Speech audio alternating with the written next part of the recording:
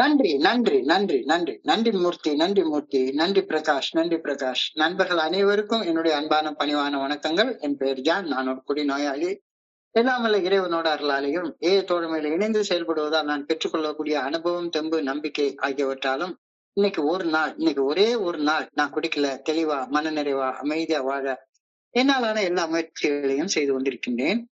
நண்பர் மூர்த்தி குறிப்பிட்டது போல கோயம்புத்தூர் ஒருங்கிணைப்பு குழு மனசாட்சியின் தீர்மானத்தின் அடிப்படையில நாம 24 hours a day 24 மணித்துளிகள் அப்படின்ற புத்தகத்துல ஒவ்வொரு நாளும் ஒரு பக்கமாக எடுத்து வாசிச்சு விளக்கம் பார்த்து கலந்தாய்வு செய்து கூட்டத்தை நடத்தி கொண்டிருக்கின்றோம். அதன் தொடர்ச்சியாக இன்றைக்கு நாம அடைஞ்சிருக்கிற பக்கம் ஏப்ரல் மாதம் 22ஆம் நாள். முதல்ல இந்த சிந்தனையை வாசிச்சு அதற்கு அப்புறமாக அதோடைய விளக்கத்தை பார்த்து கலந்தாய்வு செய்து கூட்டத்தை நடத்துவோம். அந்த சிந்தனையை வாசிப்பதற்கு நண்பர் மூர்த்தி அவர்களை அன்போட பணிவோட அழைக்கின்றேன். ஓடியூ Murthy, April 22. Thank you sir, thank you sir, நன்றி. 24 hours a day ஆங்கில புத்தகத்தின் தமிழாக்கம். 24 மணி துளிகள் ஒரு நாள். ஏப்ரல் மாதம் 22ஆம் தேதி. ஏஏ தோழமையின் இன்றைய சிந்தனை. ஏஏ தோழமையின் செயல் திட்டம் செயலாற்றுவதை கண்ணெதிரே காணும் போது மனிதர்கள் இழந்திருந்த நம்பிக்கையை மீண்டும் அடைகிறார்கள். நேரில் காண்பது மட்டுமே மனிதர்களை உடன்பட்டு செயல்படும் நிலைக்கு கொண்டு வருகிறது. புத்தகங்களில் படிப்பதுவோ பிறர் சொல்லி கேட்பதுவோ அநேகமான நேரங்களில் மனிதர்களை உடன்பட வைப்பது இல்லை. உண்மையிலும் நன்மையிலும் ஒரு மனிதன் மாறுவதை நேரில் காணும் போது ஒரு குடிநோயாளி தெளிவான வாழ்க்கை வாழும் மனிதனாக மாற்றம் பெறுவதை காணும் போதும், பயனற்று வாழ்ந்த ஒரு மனிதன் பயனுள்ள மனிதனாக மாற்றம் பெற்று வாழ்வதை நேரில் காணும் போது மனிதர்கள் உண்மையில் நம்பிக்கையை அடைகிறார்கள். அது ஒன்றே ஏஏ தோழமை செயலாற்றுகிறது என்பதற்கான நிரூபணம். ஏஏ தோழமையில் இணைந்து மனிதர்கள் மாற்றம் பெற்றுள்ளதை நான் நேரில் கண்டுள்ளேனா? இன்றைக்கான தியானம். தெய்வீக கட்டுப்பாடு, ஐயமின்றி இறையருட் பேராற்றலது நல்ல ஒழுங்கான வழிகாட்டுதலுக்கு பணிந்து செயல்படுதல், இவை மட்டுமே ஆன்மீக வாழ்வதற்கு தேவையான நிபந்தனைகள் ஆகும். தெய்வீக கட்டுப்பாடு என்பது இறையருட் பேராற்றலின் நல்ல ஒழுங்கான வழிகாட்டுதலின் பால் கொள்ளும் முழுமையான நம்பிக்கை ஆகும். இந்த பிரபஞ்சத்தை இயக்கும் தெய்வீக தத்துவத்தின் மேல் கொள்ளும் மாறாத விசுவாசம் அதுவே ஆகும். அறிவும் அன்பும் இறையருட் பேராற்றலே என்ற உறுதியான நம்பிக்கை ஐயும் ஏதுமின்றி இறையருட் பேராற்றலுக்கு பணிந்து செயல்பட வைக்கிறது. நான் எப்படி வாழ வேண்டும் என்று இறையருட் பேராற்றல் விரும்புகிறதோ அவ்வாறு ஒவ்வொரு நாளும் வாழ்வதுவே பணிவு ஆகும். தொடர்ந்து இறையருட் பேராற்றலது நல்ல ஒழுங்கான வழிகாட்டுதலை தேடி வாழ்வின் ஒவ்வொரு தருணங்களிலும் சரியானதை மட்டுமே செய்தல் என்பதுவே பணிதல் ஆகும். இன்றைக்கான பிரார்த்தனை. எப்பொழுதும் இறையருட் பேராற்றலின் கட்டுப்பாட்டிலும் ஐயமின்றி இறைவனுக்கு பணிந்து செயல்படுவதிலும் நான் நிலைத்திருக்க வேண்டுமென இறைவனை அன்புடன் வேண்டுகின்றேன். எல்லா நேரத்திலும் இறைவனுக்கு பணி செய்ய நான் தயாராக இருக்க வேண்டுமெனவும் இறைவனை பணிவுடன் வேண்டுகின்றேன். நன்றி சார், நன்றி நன்றி நன்றி சார். Welcome sir. நன்றி. நன்றி மூர்த்தி, நன்றி மூர்த்தி, நன்றி நன்றி நன்றி. நண்பர்கள் அனைவருக்கும் என்னுடைய அன்பான பணிவான வணக்கங்களை மீண்டும் ஒரு முறை தெரிவித்துக் கொள்றேன். என் பெயர் ஜான். நான் ஒரு குடிநோயாளி. எல்லாம் வல்ல இறைவனோட அருளாலையும் தோழமையில இணைந்து செயல்படுவதால் நான் பெற்றுக்கொள்ளக்கூடிய அனுபவம், தெம்பு, நம்பிக்கையாலையும் இன்னைக்கு ஒரே ஒரு நாள் நான் குடிக்கல, தெளிவா, மனநிறைவா, அமைதியா வாழ என்னாலான எல்லா முயற்சிகளையும் செய்து கொண்டிருக்கின்றேன். இன்றைய சிந்தனையை படிக்கிறப்ப என்னுடைய வாழ்க்கைய ரொம்ப வருஷம் முன்னால பின்னோக்கி பார்க்கிறேன். 9/6/1996 அந்த நாள் 9/6/1996 அன்று நான் எந்த நிலைமையில இருந்தேன் அப்படின்றத யோசிச்சு பாக்குறேன். அன்னைக்கு நான் குடி நோயால மிக மிக மோசமான அடிமட்ட நிலையில ஒரு பாதிக்கப்பட்ட மனுஷனாக வாழ்ந்து கொண்டிருந்தேன் அப்படின்றதுல சந்தேகமே கிடையாது, கொஞ்சம் கூட சந்தேகமே கிடையாது. அப்ப அந்த நாள் 9/6/1996 அன்னைக்கு 2 பேர் என்னுடைய வீட்டுக்கு வந்தாங்க. பாக்குறதுக்கு என்னடா இது ஐஏஎஸ் ஆபீசர் மாதிரி டிப் டாப்பா டக்கின் பண்ணிட்டு ஷூ போட்டுட்டு கம்முன்னு வந்தாங்க வீட்டுக்கு 2 பேர். என்னடா யாருடா இவங்க வந்திருக்காங்க அப்படின்னு அவங்க வரப்போறது சொல்லிட்டு தான் வந்தாங்க. ஆனாலும் எனக்கு ஆச்சரியமா இருந்தது. என்னடா 2 பேரும் இவ்வளவு ஜம்முன்னு வந்திருக்காங்களே, இவங்க யாரு அப்படின்னு சொல்லி எனக்கு சந்தேகம் வர்றப்ப என்னுடைய வீட்டுக்கு பார்க்க வந்தவங்க தங்களை ஒரு குடி நோயாளிகள் அப்படின்னு சொல்லிட்டாங்க. குடி நோயாளிகள் அப்படி சொல்லிட்டாங்க. பார்க்க ஐஏஎஸ் ஆஃபீஸர் மாதிரி இருக்காங்க, அம்மனு ட்ரெஸ் பண்ணி டீக்கா இருக்காங்க. ஆனா வந்தவங்க தங்களை ஒரு குடி நோயாளி அப்படின்னு அறிமுகப்படுத்திக்கிட்டாங்க. இதுல 2 பேர்ல ஒருத்தர் வந்து குடி நோய் தன்னை எப்படி பாதிச்சுது அப்படின்ற தன்னுடைய அனுபவத்தை என்கிட்ட வெளிப்படையாக மனம் திறந்து பகிர்ந்து கொண்டார். மனம் திறந்து பேசினார், மனம் திறந்து பகிர்ந்து கொண்டார். அவர் சொன்ன அனுபவம் இதுதான். ஒரு நாளைக்கு என்கிட்ட அவர்கிட்ட பணம் இல்லை குடிக்கிறதுக்கு, ஆனா மனசு நிறைஞ்சு குடிக்கணும் குடிக்கணும் குடிச்சே தீரணும் அப்படின்ற மன வெறி இருக்கு.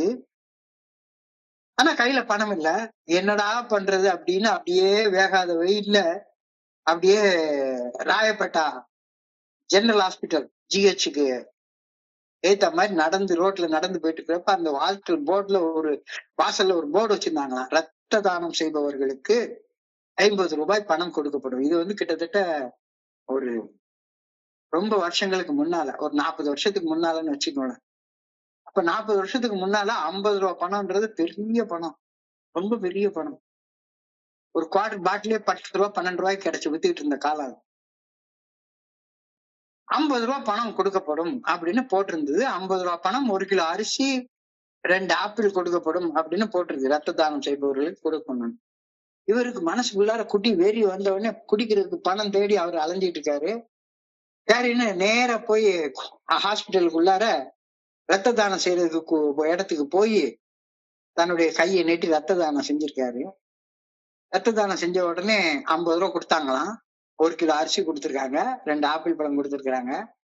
அந்த 1 கிலோ அரிசி 2 ஆப்பிள் பழத்தையும் அந்த வார்டு பாய்ட்டே கொடுத்து இன்னொரு 10 ரூபாய் வாங்கி 60 ரூபாய் வாங்கி கையில வச்சுக்கிட்டாரு.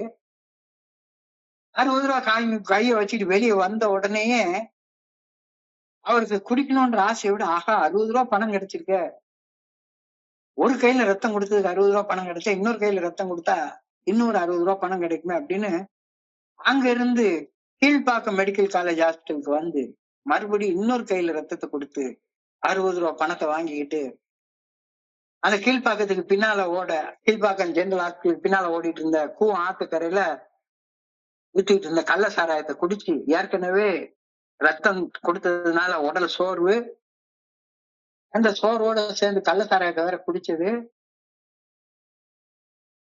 ரத்த வாந்தி எடுத்து ரோட்ல நான் பிணம் போல படுத்து கிடந்த தன்னுடைய அனுபவத்தை அவர் பகிர்ந்து கொண்டாரு. எனக்கு ஆச்சரியமா அது ஷாக்கா இருந்தது. என்னடா பாக்குறதுக்கு ஐஏஎஸ் ஆபீசர் மாதிரி இருக்கிறாரு, என்னடான்னா ரத்த தானம் வித்து குடிச்சேன் அப்படின்னு சொல்றாரு. இது என்னது? உண்மையிலே எனக்கு அவர் சொன்ன அனுபவம் உண்மையா பொய்யா அப்படின்னு எனக்கு தெரியாது, சத்தியமா தெரியாது. இன்னைக்கு வரைக்கும் தெரியாது. அவர் உண்மையை சொன்னாரா பொய் சொன்னாரா அப்படின்னு எனக்கு தெரியாது. ஆனா குடி வெறிய பூர்த்தி செய்ய ரத்த தானம் செஞ்சு பணம் சம்பாதிச்சு குடிச்சு ரத்த வாந்தி எடுத்து ரோட்ல படுத்து கிடந்த ஒரு மனுஷன் இன்னைக்கு இப்ப ஐஏஎஸ் ஆபீசர் மாதிரி டிப் டாப்னு தலை நிமிர்ந்து நிக்கிறாரு. அவருடைய தோற்றம் வந்து ஒரு குடிநோயாளி மாதிரிலாம் தெரியவே இல்லை. 6 வருஷம் குடிக்கலன்னு சொல்றாரு. நல்லா ஜம்முன்னு கண்ணுக்கு கண் பார்த்து பேசுறாரு. உடல்ல நடுக்கம் இல்ல, உதறல, பேச்சுல நிதானம் இருக்கு. அப்ப சத்தியமா கண்கள்ல தெளிவோட உடல்ல நடுக்கமே இல்லாம உண்மையை மட்டுமே பேசுற உண்மையான ஒரு மனுஷனா மட்டும்தான் அன்னைக்கு அந்த நேரத்துல அவர் எனக்கு காட்சி தந்தாரு. அவ்வளவு குடி வெறியில வாழ்ந்ததாக பகிர்ந்து கொண்ட அந்த மனுஷங்கிட்ட அப்ப அன்னைக்கு அந்த நேரத்துல ஒரு வெறி பிடிச்ச பைத்தியக்கார மனுஷனா வாழ்ந்த ஒரு ட்ரேஸ் கூட இல்ல, ஒரு ட்ரேஸ் கூட இல்ல. இந்த மனுஷனா இப்படி பைத்தியக்கார மாதிரி வெறி பிடிச்ச மாதிரி ரத்தத்தை வித்து சாராயம் குடிக்கிற அளவுக்கு வெறி பிடிச்ச ஒரு மனுஷனா இருந்திருப்பாரா அப்படின்னு என்னால யோசிச்சு கூட பார்க்க முடியல. அவ்வளவு நல்லா இருக்காரு. கண் எதிர பாக்குறத எப்படி நம்பாம இருக்க முடியும்? கண்ணுக்கு முன்னால ஒரு மனுஷன் வீட்டுக்குள்ளார வந்திருக்காரு, உட்கார்ந்து தன்னுடைய அனுபவத்தை சொல்றாரு. கண் எதிர பாக்குறத எப்படி நம்பாம இருக்க முடியும்? இதுதான் இன்னைக்கு சிந்தனையுடைய முதல் வரி. People believe in the fellowship of Alcoholics Anonymous when they see it work. People believe in the fellowship of Alcoholics Anonymous when they see it work. நாசமா போன வாழ்க்கைய வாழ்ந்துட்டு இருந்த மனிதர்கள் இன்னைக்கு தோழமையில வந்து இணைந்து செயல்பட ஆரம்பிச்சதுக்கு அப்புறமாக மாறுபட்ட மனிதர்களாக மாறி வாழ்ந்து கொண்டு இருப்பத கண்ணுக்கு எதிராக காணும் போது அனைவருக்கும் தோழமையின் மீது இயல்பாக ஒரு நம்பிக்கை பிறக்கும் அப்படின்ற கருத்து தான் இன்னைக்கு சிந்தனையுடைய முதல் வரி. நான் நாசமா போன வாழ்க்கைய, நரக வாழ்க்கைய, அவமானம் அசிங்கப்பட்ட ஒரு வாழ்க்கைய வாழ்ந்துட்டு இருந்தேன். ஆனா ஃபெல்லோஷிப்ல வந்து இணைஞ்சு செயல்பட ஆரம்பிச்சதுக்கு அப்புறமாக இன்னைக்கு எனக்கு ஒரு நல்ல வாழ்க்கை கிடைச்சிருக்கு அப்படின்னு சொல்லக்கூடிய மனிதர்களை நான் கண்ணுக்கு கண் நேருக்கு நேர் பாக்குறேன். பார்க்கும்போது ஆட்டோமேட்டிக்கா என்ன அறியாம ஃபெல்லோஷிப் மேல ஒரு நம்பிக்கை பிறக்குது, இயற்கையாக பிறக்குது, இயல்பாக பிறக்குது. An actual demonstration is what convinces people. இது இரண்டாவது வரி. An actual demonstration of what is what convinces people. ஆயிரம் பிரசங்கங்கள், ஆயிரம் தத்துவ விளக்கங்கள் ஏற்படுத்த முடியாத ஒரு செயல் விளைவை ஒரு உண்மையான நேர்மையான அனுபவ பகிர்வு வெகு எளிமையாக, வெகு இயற்கையாக செய்து காட்டிவிடும். practical demonstration, actual demonstration. The actual demonstration is what convinces people. நான் எவ்வளவு பெரிய பெரிய பெரிய பெரிய பெரிய மனிதர்களுடைய சொற்பொழிவு எல்லாம் கேட்டிருக்கிறோம். காரைக்குடி இன்ஜினியரிங் காலேஜ்ல அந்த காலத்துல படிச்சேன். 74, 79 செட்டுனா அப்ப 5 வருஷம் இன்ஜினியரிங். காரைக்குடியில கம்பன் விழான்னு ஒண்ணு நடக்கும். கிட்டத்தட்ட 10 நாள் விழா. அது உலகத்துல இருக்கக்கூடிய பெரிய பெரிய பெரிய பேச்சாளர்கள்லாம் வந்து பேசுவாங்க. கண்ணதாசன் பிறந்த ஊரு காரைக்குடி பக்கத்துல உள்ள ஊர் பள்ளத்தூர் தான் கண்ணதாசன் பிறந்த ஊரு. கண்ணதாசன் அந்த அநேகமா 10 நாள் சொற்பொழிவுலையும் கலந்து கொள்வாரு. கிருபானந்த வாரியார் கலந்துக்குவாரு. இவங்களுடைய சொற்பொழிவு எல்லாம் நாங்க நல்லா கேட்டிருக்கேன். போதையில தண்ணிய போட்டு கேட்டுருக்குது. பயங்கர போதையில உட்கார்ந்து கேட்டுட்டு இருக்க நல்லா இருக்கும். ஆனா எந்த ஒரு செயல் விளைவையும் அந்த தத்துவார்த்த விளக்கங்கள் எனக்கு ஏற்படுத்தினதே கிடையாது. சோ ஆயிரம் தத்துவார்த்த பிரசங்கங்கள் ஏற்படுத்த முடியாத ஒரு செயல் விளைவை ஒரு உண்மையான நேர்மையான அனுபவ பகிர்வு வெகு எளிமையாக, இயற்கையாக, இயல்பாக செய்து காட்டி விடுகின்றது. இது என்னுடைய அனுபவத்தில் நான் தெரிஞ்சுக்கிட்ட உண்மை. முக்கியமா அந்த மனுஷன் வந்து அவரை பார்த்த உடனே எனக்கு மேல ஒரு நம்பிக்கை வந்துச்சு. இந்த அனுபவ பகிர்வை நேர்ல பார்த்து கேட்கறதுக்கு முன்னால நான் எவ்வளவோ பெரிய பெரிய புத்தகங்களை வாசிச்சிருக்கேன். எவ்வளவோ பெரிய பெரிய புத்தகங்கள் எல்லாம் வாசிச்சிருக்கேன், படிச்சிருக்கேன். எவ்வளவோ சான்றோர்களின் ஆன்மீக சொற்பொழிவை கேட்டிருக்கேன். அதெல்லாம் எனக்கு கொஞ்சம் கூட வேலை செய்யவே இல்லை. ஆனா கண்ணெதிரே கண்ட ஒரு அனுபவ பகிர்வு, நேருக்கு நேர் கண்ணுக்கு முன்னால பாக்குறேன், கண்ணெதிரே கண்ட ஒரு அனுபவ பகிர்வு ஒரு மிகப்பெரிய மாற்றத்தை என்னுடைய வாழ்க்கையில் கொண்டு வந்துச்சு. இதைத்தான் இன்னைக்கு 3வது வரியில சொல்லியிருக்காங்க. What I read in books, what I heard through sessions of sermons did not convince me. ஒரு உண்மையான நேர்மையான அனுபவ பகிர்வு என்னைய ஏற்றுக்கொள்ள வச்சது, உடன்பட வச்சது. என்னோட படிப்பறிவு, பல புத்தகங்களை படிச்ச படிப்பறிவு என்னைய உடன்பட வைக்கல. என்னுடைய சக மனிதர்களுடைய படிப்பறிவால பிரசங்கம் செஞ்சது, பெரிய பெரிய புத்தகங்களை வாசிச்சது, வாசிச்சு விளக்கத்தை சொன்னது, இப்ப நம்ம சொல்லிட்டு இருக்கோம் இந்த மாதிரி விளக்கங்கள் இது போக போக புளிச்சிரும், கொஞ்சம் கொஞ்சமா புளிச்சிரும். இது இண்டிவிஜுவல் ஒரு தனிப்பட்ட முறையில கேட்கணும்ன்ற ஒரு ஆர்வம் இருந்தாதான் வரும். இல்லாட்டி போனா போக போக போக போக அப்படியே இது என்னடா இது மறுபடியும் அரைச்சமாவே அரைச்சிட்டே இருக்காங்க அப்படின்னு ஒரு ஃபீல் தான் கொடுக்கும். என்னுடைய படிப்பறிவு என்னை உடன்பட வைக்காது. என்னுடைய சக மனிதர்களுடைய படிப்பறிவனால செய்யக்கூடிய பிரசங்கங்கள் என்னை உடன்பட வைக்காது. ஆனா கண்ணுக்கு முன்னால நேரடியாக நான் பார்த்த ஒரு அனுபவ பகிர்வு டோட்டலா என்னை மாத்திடும், டோட்டலா மாத்திடும். What I read in books, what I heard through sermons did not convince me.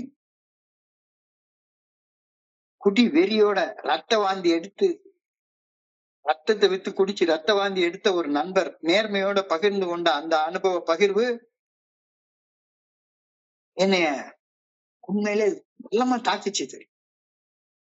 அவர் பகிர்ந்து கொள்றப்ப அவர் கண்ணுல இன்னைக்கு அந்த குடி வெறி கொஞ்சம் கூட தெரியவே இல்லை. ஆச்சரியமா இருந்துச்சு, ஆச்சரியமா இருந்துச்சு.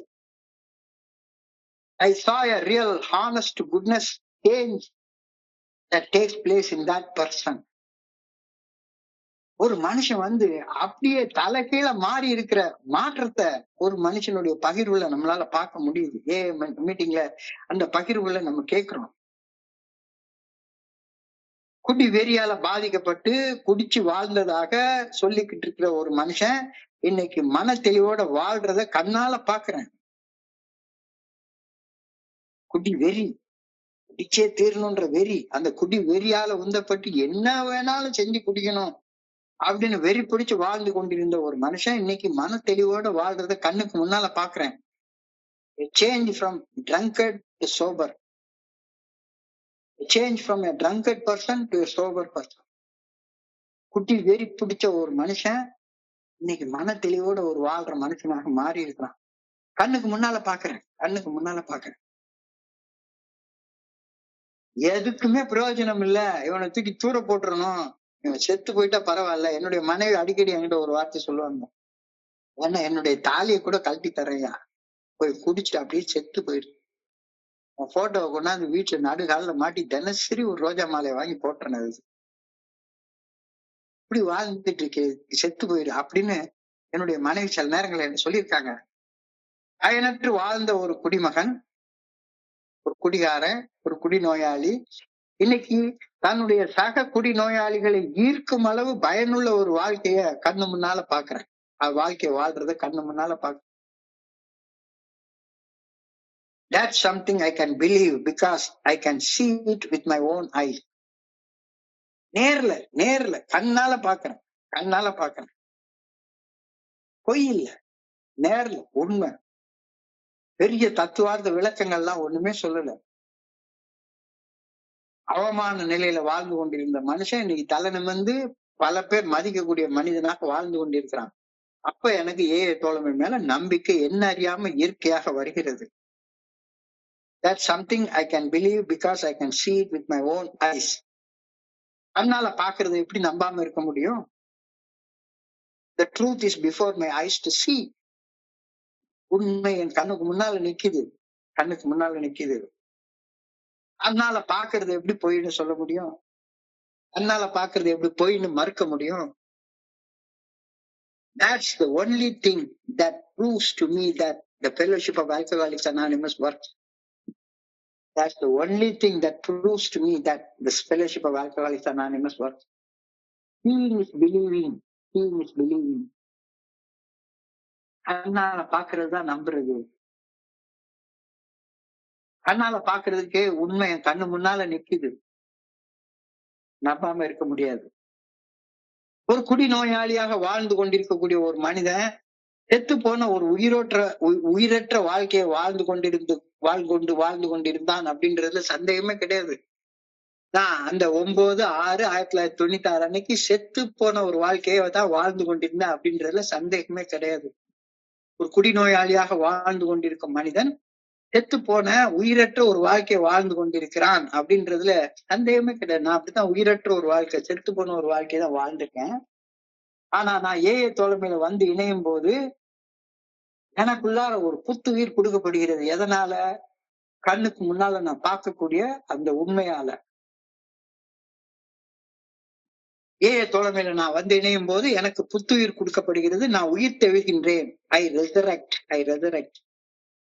நான் புதிதாக பிறந்த ஒரு மனுஷனாக ஆகின்றேன். இதனாலதான் தோழமையில இணைந்து குடிக்காம இருந்து வாழ ஆரம்பிக்கக்கூடிய அந்த நல்ல நாளை நம்முடைய புதிய பிறப்பு தேதியாக நாம அறிவிச்சு கொள்றோம், அனுசரிக்கிறோம். பர்த்டே அப்படின்னு சொல்றோம். In AA fellowship, you just don't believe blindly, but know, sense, experience, feel. We can be eyewitnesses of resurrection if only we have the eyes to see.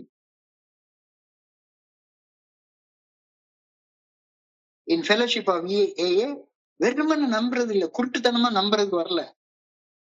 தோழமையில நாம எதையுமே குருட்டுத்தனமாக நம்பும்படி கூறப்படவே இல்லை. மாறாக கண்ணால பாக்குறோம், கண்ணால அறிகின்றோம், உணர்கின்றோம், அனுபவ பட்டறிவை பெறுகின்றோம், காட்சிகளாக அமைகின்றோம், மறுபிறப்பை நேரடியாக கண்ணு முன்னால பாக்குறோம்.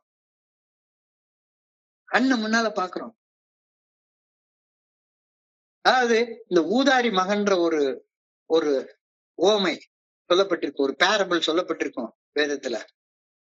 அந்த ஊதாரி மகன் ஓமையில எல்லாத்தையும் முடிச்சு அவன் வீட்டுக்கு வர்றப்ப அவங்க அப்பாவுக்கு அவ்வளவு சந்தோஷம், வந்து பெரிய விருந்து வச்சு கொண்டாடுவாரு. அப்போ அந்த பையனுடைய அண்ணன் கேட்பான், நான் உன் கூட சேர்ந்து இவ்வளவு நாள் வாழ்ந்திருக்கேன், எனக்கு நீ இவ்வளவு சந்தோஷப்பட்டு விருந்து வச்சு கொண்டாடினதே கிடையாது. இப்ப என்னடான்னா அவன் கூத்தடிச்சு உன்னுடைய சொத்தையெல்லாம் அழிச்சிட்டு திரும்பி வந்திருக்கான், அவனுக்கு போய் இவ்வளவு பெரிய விழா எடுத்து கொண்டாடுற, என்னையா நியாயம் அப்படின்னு சொல்லி கேக்குறப்ப அந்த தகப்பனார் சொல்லுவாரு, இங்க பாரு, நீ என் கூட இருக்கிற, உயிரோட வாழ்ந்துட்டே இருக்கிற, ஆனா உன் தம்பி செத்து போயிருந்தான். செத்து போன ஒருத்தன் இன்னைக்கு உயிரோட பிறந்து வந்திருக்கான். செத்த ஒரு மனுஷன், அது என் பிள்ளை, உயிரோட வந்திருக்கிறத பார்த்து எப்படா சந்தோஷப்படாம இருக்க முடியும் அப்படின்ற ஒரு கேள்வியை கேட்கிறாரு. செத்து போன உயிரோட பொழைச்சு வந்திருக்கு, அதுதான் இந்த ஏஎல் நடக்குது. அதைத்தான் நம்ம பிறந்த நாள்னு சொல்றோம். செத்த ஒரு வாழ்க்கையை வாழ்ந்துட்டு இருக்கு, நாம எல்லாம் உயிரோட பிறந்து வாழ்க்கையை வாழ ஆரம்பிக்கிறோம். அதான் சொல்றாரு, we can be eyewitnesses of resurrection if only we have the eyes to see. அதாவது வேதத்துல ஒரு வார்த்தைய, கேட்க செவி உள்ளவர் கேட்கட்டும், பார்க்க கண் உள்ளவர் பார்க்கட்டும் அப்படின்றாரு. என்னடா இது, பார்க்க கண் உள்ளவர் பார்க்கட்டும் அப்படின்னா நமக்கு கண் இல்லாமல அப்படி இருக்கு அப்படின்னு சொல்லி கேட்டா, காண கண் உள்ளவர் மட்டுமே மறுபிறப்பை பார்க்க முடியும். இல்லாட்டி போனவங்களுக்கு இது மறுபிறப்பா தெரியவே தெரியாது. மறுபடியும் வந்து இங்கேயும் வந்து கூத்தடிக்கிற வேலையை தான் செஞ்சுட்டு இருக்கிற ஒரு மனப்பான்மை தான் வரும். இந்த இடத்துல ஒரு ஆழமான மெசேஜ் சொல்றாங்க, மறுபிறப்பை கண்ணார காண்கின்றோம். செத்து போயிருந்த மனுஷன் உயிரோட வாழ்றத கண்ணார காண்கின்றோம். இல்லையே, இவன் இன்னமும் அதே மாதிரி தானே வாழ்ந்துட்டு இருக்கான், என்ன குடிக்கல அவ்வளவுதான் அப்படின்னு தெரிஞ்சா ஏஎல் ஏற்படக்கூடிய அதிசயத்தை கண்ணால பார்க்க முடியாது. காண கண் உள்ளவர் மட்டுமே ஏஎல் தோழமையில நடக்கக்கூடிய அதிசயத்தை பார்க்க முடியும். செத்து கொண்டிருக்கும் ஒரு மனிதனுக்கு மறுவாழ்வு அளிக்கும் மந்திரம் தோழமையில என்ன அப்படின்றத கண் இருந்தாதான் பார்க்க முடியும். காண கண் இல்லாதவருக்கு தோழமை மற்றும் ஒரு பொழுதுபோக்கும் இடமாகவும் வேடிக்கை பார்க்கிற இடமாகவும் மட்டும்தான் அமையும். இங்க வந்து மறுபடியும் வேடிக்கை பார்க்கறதுக்காக வந்துட்டு இருப்பான். வேடிக்கை பார்க்கணும்னா போய் பராசக்தியை போய் பாரு, அல்லது ஜனநாயகனை போய் பாரு. வேடிக்கை பார்க்கறதுக்கு அங்க யாராச்சும் கதை சொல்லுவாங்க. இது வேடிக்கை பார்க்கிற இடமா என்ன? காண கண் இல்லாதவங்களுக்கு பாக்குறதெல்லாம் வேடிக்கையாத்தான் தெரியும்.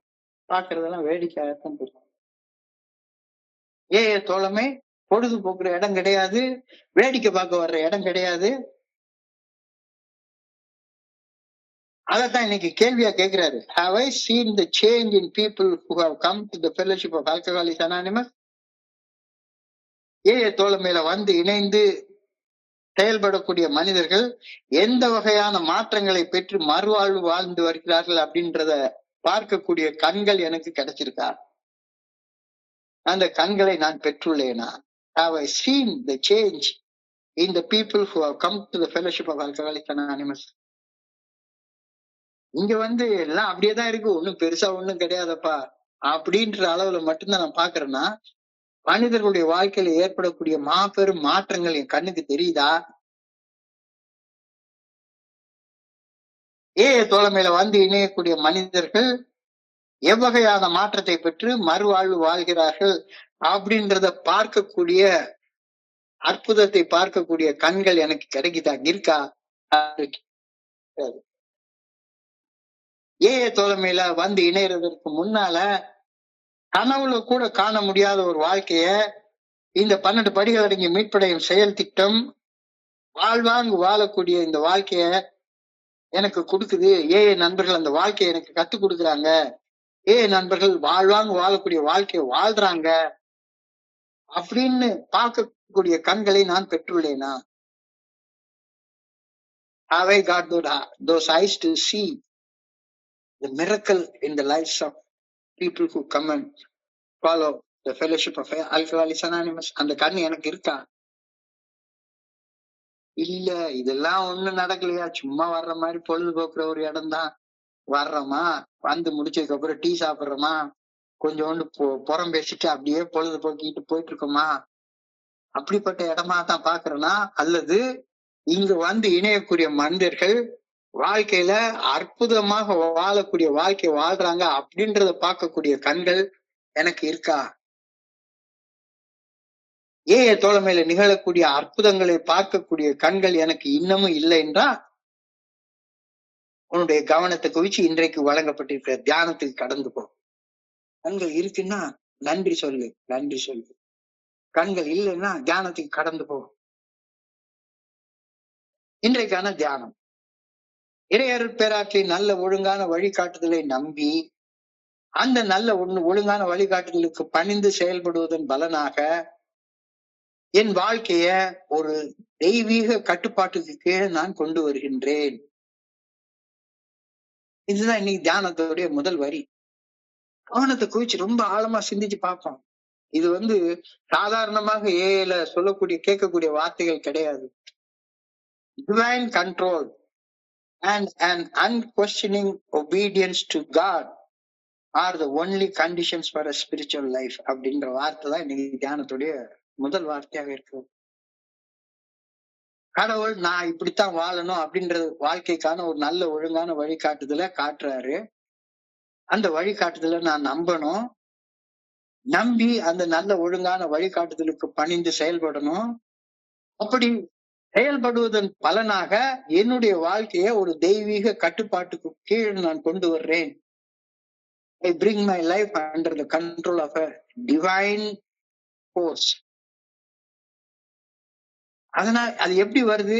அன்கொஸ்டினிங் ஒபீடியன்ஸ், சந்தேகம் இல்லாமல் பணிந்து செயல்படுதல். இறைவனுடைய நல்ல ஒழுங்கான வழிகாட்டுதலுக்கு கொஞ்சம் கூட சந்தேகம் இல்லாமல் பணிந்து செயல்படுதல். இல்ல நான் ஃபெலோஷிப்ல இதுக்கெல்லாம் வரல அப்படின்னு சந்தேகம் வச்சுட்டு இருந்தேன்னு வைங்களேன், நான் 10ஓட 1 11 இங்க மீட்டிங்ல உட்காந்துட்டு பெஞ்சை தேய்ச்சிட்டு போயிட்டே இருப்பேன். என்னுடைய வாழ்க்கை ஒரு தெய்வீக கட்டுப்பாட்டுக்கு உள்ளார வராது.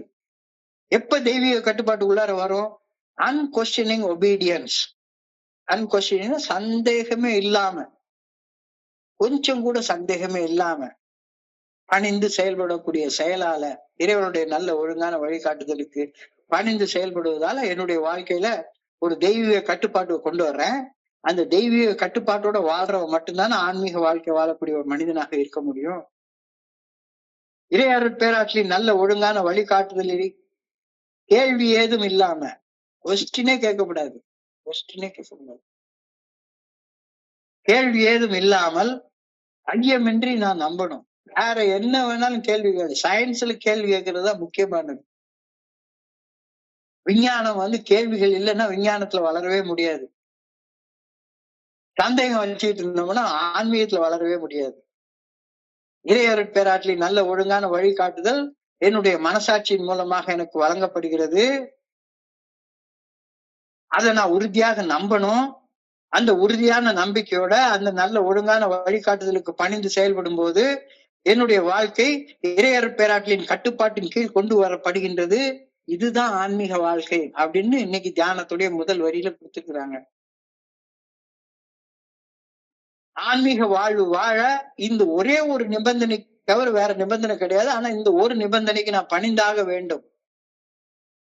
இறையருட் பேராற்றல் நல்ல ஒழுங்கான வழிகாட்டுதல் என்னுடைய மனசாட்சியின் மூலமாக எனக்கு வெளிப்படுத்தப்படுகின்றது அப்படின்னு உறுதியோட நம்பணும். நம்பி மனசாட்சி உறுத்தும் தவறான செயல்களை செய்யாம இருக்கணும். மனசாட்சி சரின்னு சொல்லக்கூடிய செயல்களை செய்து வாழணும். மனசாட்சிக்கு பணிந்து வாழ்ற வாழ்க்கையை வாழ பழகணும். இந்த நிபந்தனைக்கு கட்டுப்படாமல் ஆன்மீக வாழ்க்கை வாழ்றதுங்கிறது சாத்தியப்படுமா? இந்த நிபந்தனைகளுக்கு பணியாம நான் பாட்டுக்கு அடுத்தவங்களுக்கு கிளாஸ் எடுத்துக்கிட்டே உட்கார்ந்து இருந்தேன்னா வேலைக்கு ஆகுமா? Divine control means absolute faith and trust in the good orderly direction of God. தெய்வீக கட்டுப்பாட்டுக்குள்ளார கொண்டு வர்ற அப்படின்னா எந்த தெய்வீக கட்டுப்பாடு? எனக்கு தெய்வம் எனக்கு எப்படி கட்டுப்படுத்தும்?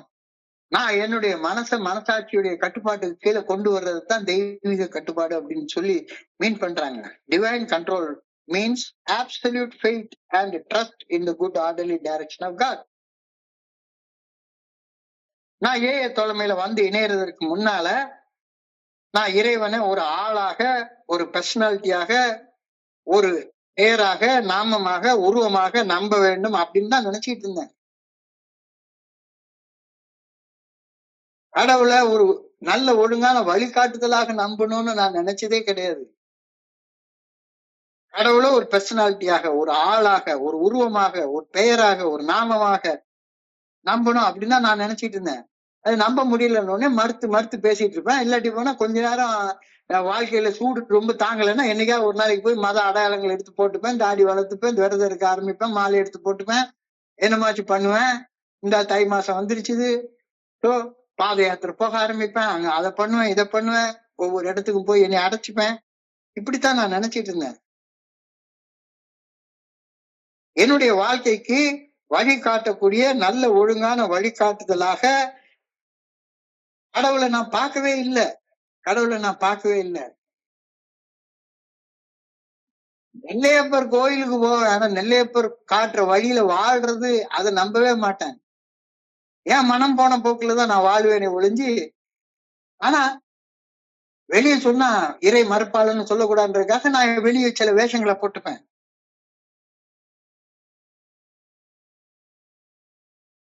இறைவனுடைய நல்ல ஒழுங்கான வழிகாட்டுதலை பார்க்கக்கூடிய கண்கள் எனக்கு இருந்ததே கிடையாது.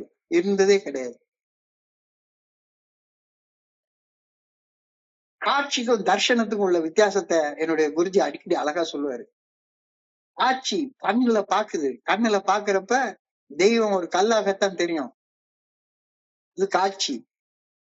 ஆனா கண்ணை மூடி பார்க்கிற நேரத்துல இறைவனை ஒரு ஆற்றலாக உணர்த்தும் போது அது தர்சனம்.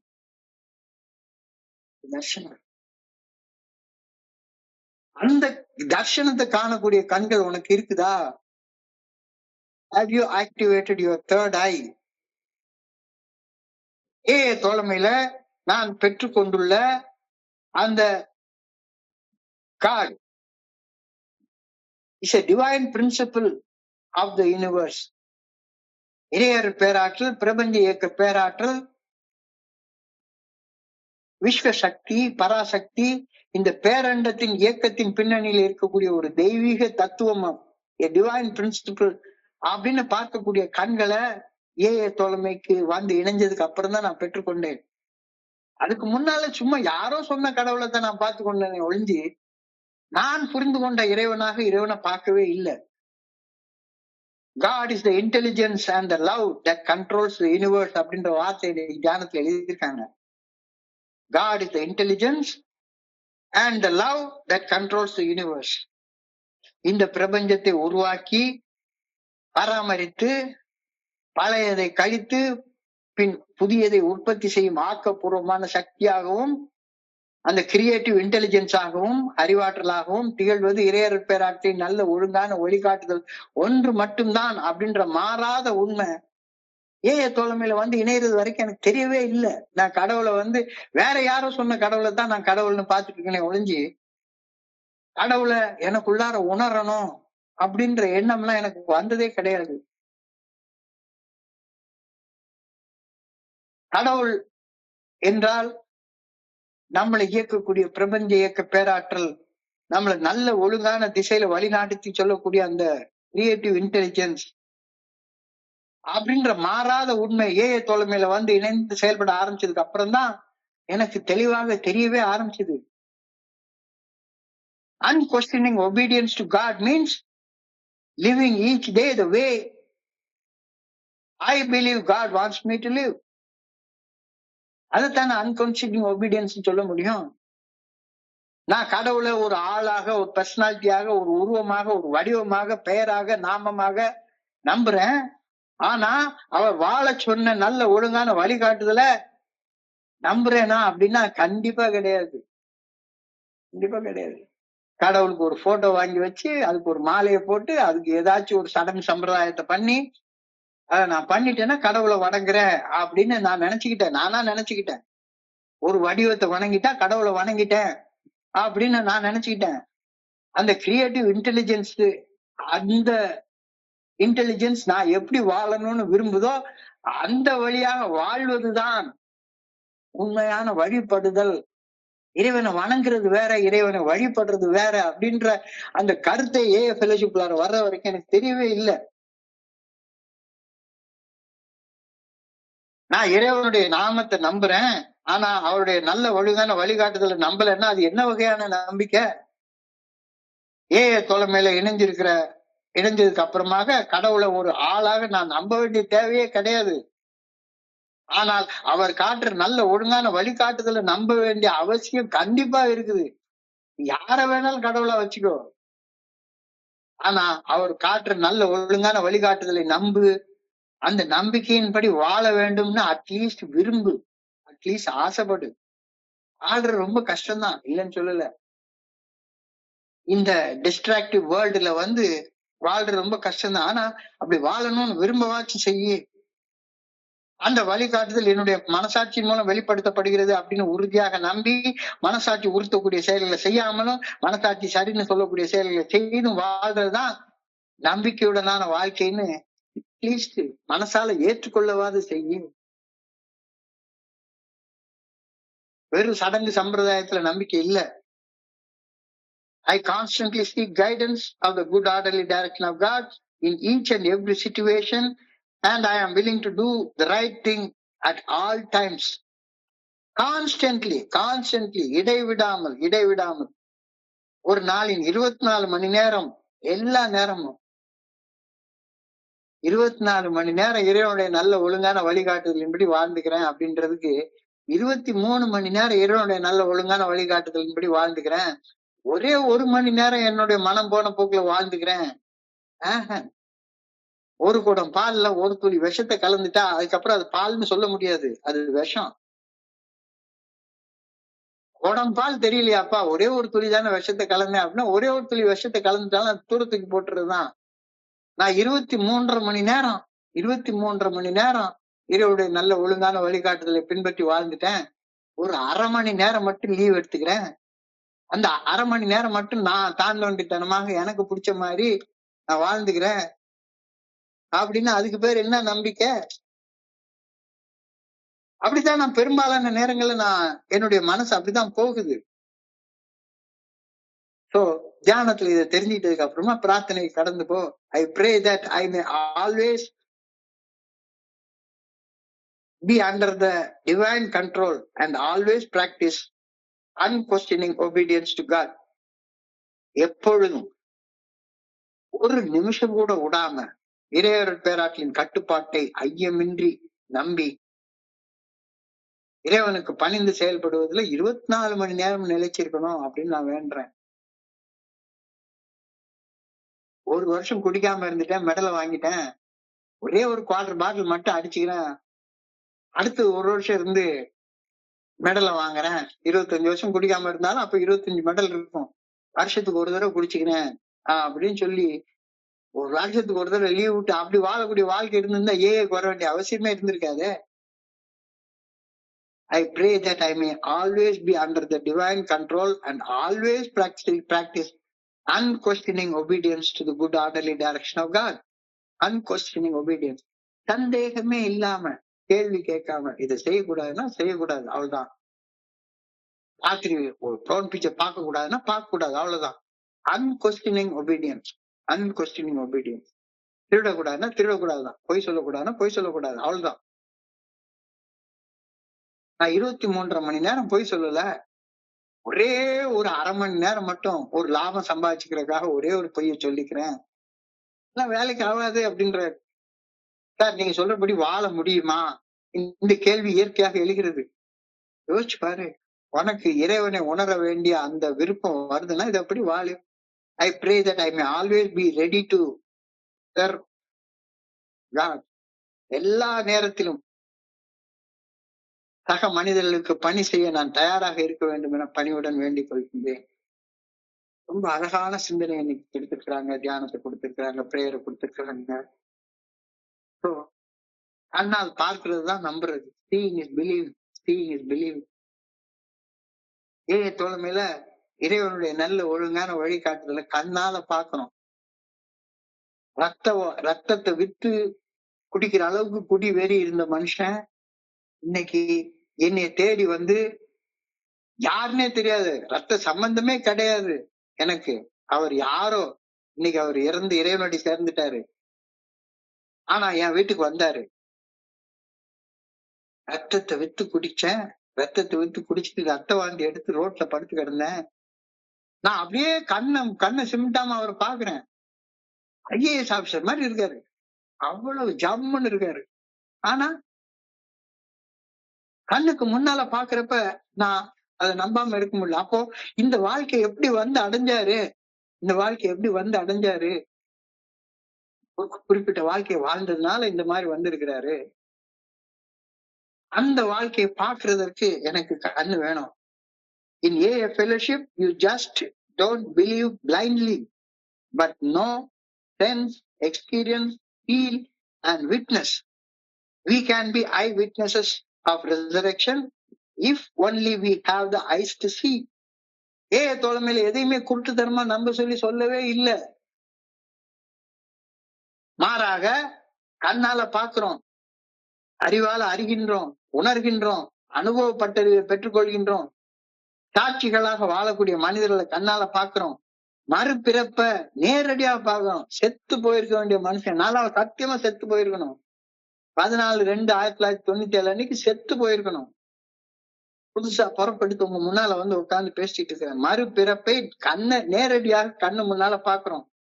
ஆனா கண் உள்ளவனுக்கு மட்டும்தான் அந்த மறுபிறப்புன்றது தெரியும். கண் உள்ளவர் மட்டுமே காண முடியும். செத்து கொண்டிருக்கிற ஒரு மனுஷன் மறுபிறப்பாக பிறந்து வாழக்கூடிய ஒரு மனுஷனாக வாழ்றத பார்க்கணும்னா அதுக்கு கண்ணு வேணும். Have I seen the change in people who have come to the fellowship of Alcoholics Anonymous? இந்த கண்ணு எனக்குள்ளார வந்திருக்குதா? செத்து போயிருக்கிற மனுஷன் மறுபிறப்பாக உயிர் தெழுந்து வாழ்ந்து கொண்டிருக்கிறத கண்ணால பார்க்கக்கூடியது. அதாவது ஒரு இடத்துல சொல்றாரு அழகா, ஜீசஸ் வந்து சொல்லுவாரு, நீ கண்ணால பார்த்ததால நம்புற, பாரு பாரு, இந்த இடத்துல உன் கைய வை, நம்பு நம்பு, உனக்கு நான் காட்சி தர்றேன். தோழமையில அந்த காட்சி நமக்கு கிடைக்குது. செத்து வாழ்ந்த வாழ்க்கையை வாழ்ந்துட்டு இருந்த நான்லாம் இன்னைக்கு இவ்வளவு ஒரு அழகான அற்புதமான கடவுளுடைய நல்ல ஒழுங்கான வழிகாட்டுதலுக்கு பணிஞ்சு செயல்பட்டு வாழக்கூடிய மனுஷனாக வாழ்றது சாதாரண வாழ்க்கை இல்லைல்ல. அப்ப இத பார்க்கக்கூடிய கண்கள் இல்லைன்னா அந்த கண்களை பெற்றுக்கொள்வதற்கு நான் என்ன செய்யணும்? Bring your life under the control of a divine. அந்த டிவைன் கண்ட்ரோல், அந்த அன்கொஸ்டினிங் ஒபீடியன்ஸ், அதுதான் ஆன்மீக வாழ்க்கை. அது எப்படி வரும்? இறைவனுடைய நல்ல ஒழுங்கான வழிகாட்டுதல் ஒவ்வொரு மனுஷனுக்குள்ளார இருக்கக்கூடிய மனசாட்சியின் மூலமாக வெளிப்படுத்தப்படுகின்றது. மனசாட்சி உறுத்துற செயலை செய்யாத, மனசாட்சி சரின்னு சொல்ற செயலை செய்யாம இருக்காத. இதுக்கு பேர் தானே நம்பிக்கை. வேற என்ன நம்பிக்கை? நான் கடவுளை ஒரு ஆளாக, ஒரு பர்சனாலிட்டியாக, ஒரு உருவமாக, ஒரு வடிவமாக, ஒரு பெயராக, ஒரு நாமமாக நம்புறேன்னு சொல்லிக்கிறேன். ஆனா அவர் எந்த வழியில வாழணும்னு நினைக்கிறாரோ அந்த வழியில வாழ்றதுக்கு நான் விரும்பலைன்னா அதுக்கு பேர் என்ன நம்பிக்கை? ஃபெல்லோஷிப்ல உன்னை இறைவனை நீ புரிஞ்சுக்கோ, எப்படி வேணாலும் புரிஞ்சுக்கோ. ஆனா இறைவன் காட்டுற நல்ல ஒழுங்கான வழிகாட்டுதலின்படி வாழ்க்கையை சீரமைச்சுக்கோ. அது இன்டிஸ்பென்சிபிள். அது இன்டிஸ்பென்சிபிள். யார வேணாலும் கடவுளா நீ நம்பிக்கணும். அது அது உன்னுடைய சாய்ஸ், உன்னுடைய சாய்ஸ். ஆனா கடவுளுடைய நல்ல ஒழுங்கான வழிகாட்டுதலின்படி வாழ்ந்தா மட்டும்தான் நீ ஒரு படியாக முன்னேறி இந்த வழிமுறைகளை பின்பற்றியதன் பலனாக ஒரு ஆன்மீக விழிப்புணர்வை பெற்றோம் அப்படின்ற தன்னுணர்வு நிலைக்கு நீ போக முடியும். அது இன்டிஸ்பென்சிபிள். அது நீ செஞ்சுதான் ஆகணும். அதை செய்யறது தவிர வேற எதுக்காகவும் தொலைமைக்குள்ளார நான் வரல. இறைவனை நான் புரிந்து கொண்ட இறைவன் 3வது படியில, 12வது படியில நான் உணர்ந்து கொண்ட இறைவன் அது 12வது படியில. அதுக்காகத்தான் நான் வர்றேன். So divine control and unquestioning obedience to God are the only conditions. அது indispensable conditions. கடவுளுக்கு என்ன பேர் வேணாலும் வச்சுக்கோ. ஆனா கடவுள் காட்டுற நல்ல ஒழுங்கான வழிகாட்டுதலுக்கு வாழாம மட்டும் இருக்காது. நான் கடவுளை மட்டும் நம்புறேன் அப்படின்னு சொல்லிட்டு அந்த நம்பிக்கை உன்னுடைய செயல்களில் வெளிப்படலைன்னா அந்த நம்பிக்கை என்ன நம்பிக்கை? செயலற்ற நம்பிக்கை, செத்து போன நம்பிக்கை. நீ பாட்டுக்கு உட்கார்ந்து டான்ஸ் ஆடிக்கிட்டு பாட்டு பாடிக்கிட்டு கடவுளை கும்பிடு, தாராளமா கும்பிடு. ஆனா கடவுள் எப்படி வாழணும்னு விரும்புறாரோ அந்த வழியில வாழாம உன்னுடைய நம்பிக்கை உயிர் துடிப்புள்ள நம்பிக்கையாக இருக்க வாய்ப்பே கிடையாது ராஜிகா. Constantly seek guidance. Constantly seek guidance of the good orderly direction of the Creator each day, every moment. எல்லா நேரத்தையும் சரியானதை செய்ய மட்டுமே தயாராக இரு. ஒரு நாளைக்கு 24 மணி நேரம், 24 மணி நேரத்துக்கு 23.5 மணி நேரம் நான் கடவுளுக்கு பணிஞ்சு செயல்பட்டு இருக்கிறேன். 1/2 மணி நேரம் மட்டும் என் தாண்டவண்டித்தனமா என் இஷ்டப்படி செஞ்சுக்கிறேன். வாய்ப்பே இல்லை ராஜா, முடியாது. அதுக்கு பேர் நம்பிக்கை கிடையாது.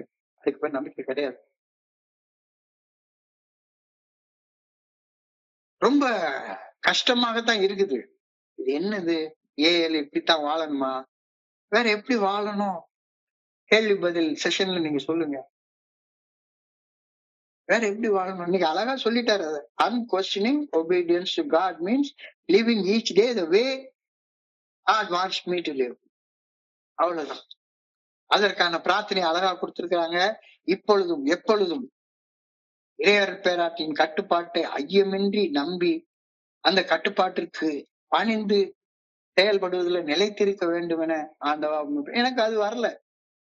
அப்பப்ப டிவியேட் ஆகி போயிடுற அந்த ஃபீலிங் வந்துட்டே இருக்குது. எப்பொழுதும் இறையர் பேராற்றின் கட்டுப்பாட்டில் ஐயமின்றி இறைவனுக்கு பணிந்து செயல்படுவதில் நிலைத்திருக்க வேண்டும் என பணிவுடன் வேண்டுகின்றேன். I pray that I may always be under the divine control and always practice unquestioning obedience to the good orderly direction of God. I pray that I may always be ready to serve God, serve my fellow men. எந்த நேரத்திலும் பணி செய்வதற்கு நான் தயாராக இருக்க வேண்டும் என ஆண்டவா உண்மை பணிவோட கேட்டுக்கொள்கிறேன் அப்படின்னு இன்னைக்கு பிரேயர் சொல்லியிருக்காங்க. மிக அழகான அற்புதமான பிரார்த்தனைகள். இன்றைய சிந்தனையை படிக்கிறப்ப என் மனதை கடந்து சென்ற சிந்தனைகளை உங்களோட பகிர்ந்து கொள்ள இந்த நல்ல வாய்ப்பு உருவாக்கி கொடுத்த இந்த குழுவிற்கு என்னுடைய மிக பணிவான நன்றிகளை தெரிவித்துக் கொள்றேன். பொறுமையோட கேட்ட ஒவ்வொரு நண்பருக்கும் என்னுடைய பணிவான நன்றிகள். இந்த இரவு பொழுது நண்பர்களுக்கு இனிமையான இரவாக அமைய இறைவன பணியோட வேண்டிக் கொள்கின்றேன். நன்றி. வாழ்க வையகம், வாழ்க வளமுடன்.